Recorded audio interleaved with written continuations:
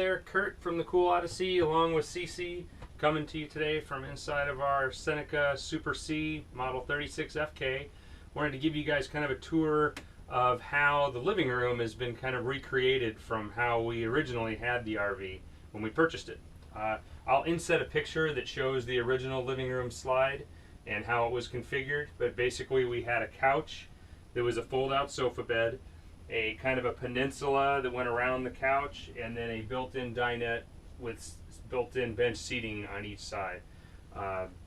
Really didn't work out for the way that I like to use the inside of the RV, so basically started from scratch. So took everything out of the living room slide and basically started over. So what I'd like to do is just kind of give you a little description of what we've done and show you what it is, and then I can show you some different ways that we configure this area depending on what's going on. So as you can see, we have two recliners, and these are just standard household lazy boy recliners on swivels, so they're able to swing back and forth as well as rock. And those took the place of our couch. Over here, we've put in a freestanding dining table slash desk, because I also do work from the RV. So this is actually a writing desk and not just a dining table. So I'll show you some details on that as well. And then we decided to go with just some freestanding leather chairs that aren't attached to the floor. So I'll give you kind of an idea of how this desk area works for me. Okay, so this table itself is actually a writing desk we got from Ashley Furniture. Just happened to be the size we were looking for and had some features that I really liked, which made it kind of multi-use, which is what we were after in this whole design.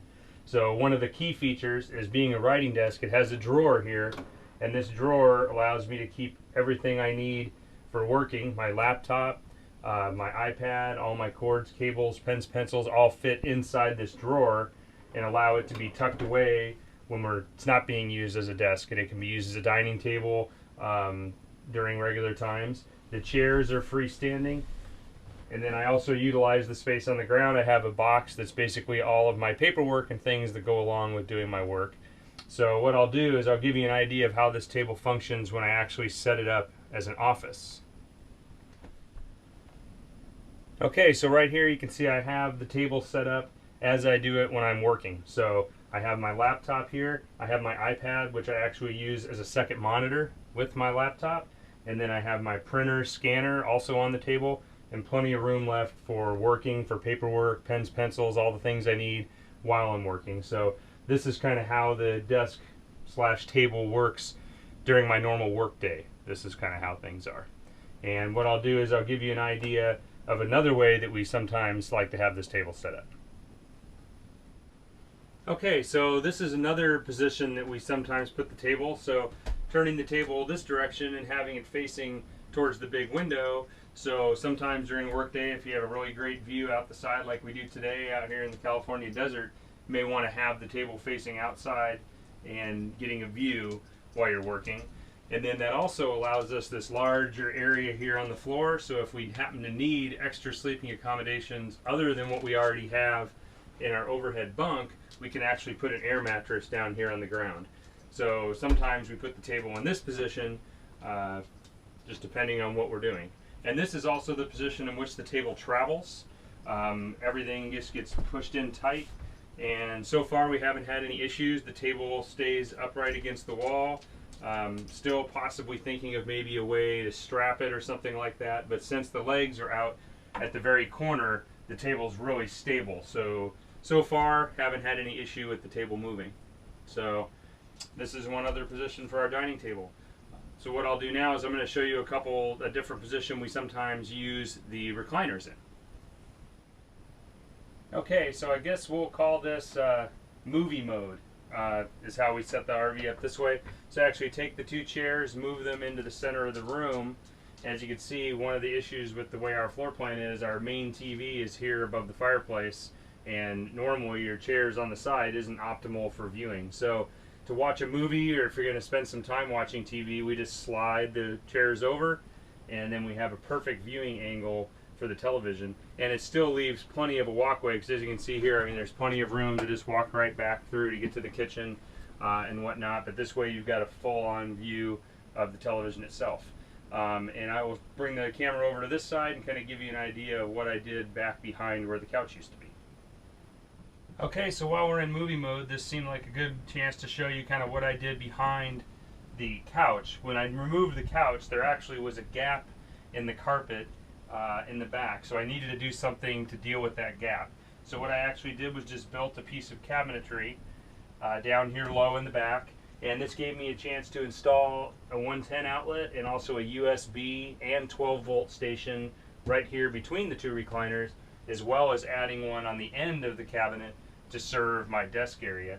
And then this cabinet also, the top opens up and we're able to have storage bins inside to store miscellaneous various things. So this basically adds another storage area for us, and then normally it just stays closed like that.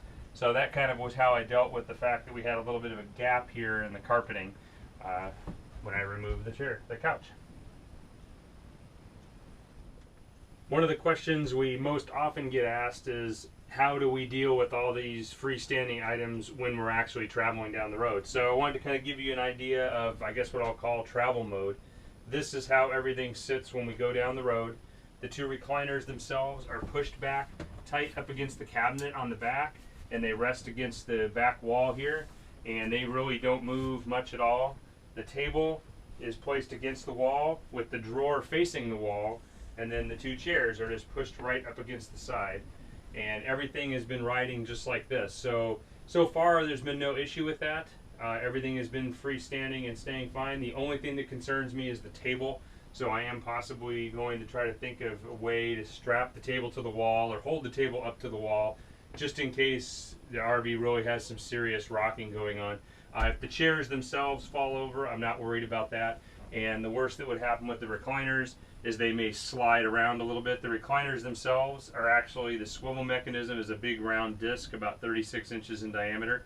So all they would maybe do is slide around the floor a little bit, but I don't see them causing any damage. So this is travel mode for the setup. Okay, well, I hope you enjoyed this quick tour of our renovated RV living room. As usual, if there's any questions or comments, leave them below and I'll try to get back to everybody. We appreciate you taking the time to watch the video. Please be sure and check out all of our other content. And if you like the video, please give it a thumbs up. And if you would like to subscribe, please do that as well. We'll try to have more videos coming out soon. Thank you very much for watching. This has been Kurt and Cece from the Kuhl Odyssey.